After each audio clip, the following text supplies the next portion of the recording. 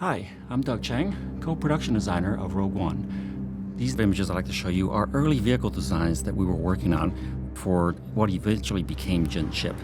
What's fascinating for me about Star Wars ship design is that they're very iconic and they're very challenging as well. I love drawing spaceships, but I also find them to be the most challenging to design for several reasons. One, you're really trying to create something that's very memorable. Two, you're trying to create something that's functionally can work cinematically and actually supports the story. Gareth has set the bar very high.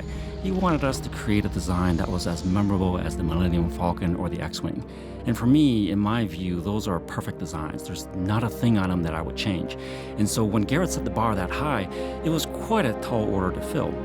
One of the things that we started to do was to really work out really quick sketches to get down to the core essence of what is the shape of the vehicle. And so we gave a task early on to all the artists that you basically had 1 or 2 minutes to design a ship. And we basically just had 2 full days of blitzing as many different forms as possible. And then Gareth would come in and pick his favorite designs. And these were our quick studies to try to find the shape. And very quickly, we realized that there were certain shapes that spoke to all of us, and Gareth especially. And he loved the idea of 2 pontoons kind of connected together. At this point, Jin's ship was going to be a bigger transport, and we really were exploring ideas of, okay, well, what should this vehicle be? How can it function? What is its purpose? And what was great was that when we showed these to Gareth, he was already thinking about how to shoot this scene. And so one idea was that the cockpit would be on one pontoon and there'll be a crew on the other side. The ship itself was probably quite a bit larger than what you ultimately see in Rogue One. It was about Millennium Falcon size. It was working. Emotionally, it was working, but it wasn't quite capturing the spirit of the look. And what we did was we actually put these designs next to an X-Wing, and our reality check was, can this ship actually exist in the same universe? And the answer, unfortunately, was no. And so what we discovered is that we had to go back to the drawing board and really find the right level of detail using this configuration to make sure that it fits within the Star Wars universe. In a lot of the early exploration, Gareth always gravitated towards this idea of 2 outstretched wings.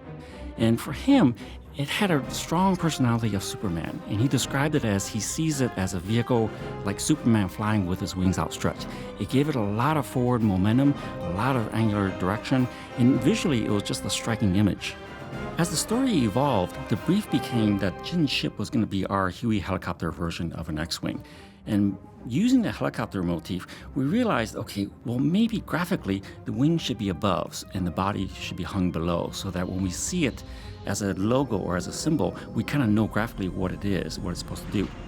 In total, we did about 781 individual designs to finally lock the design.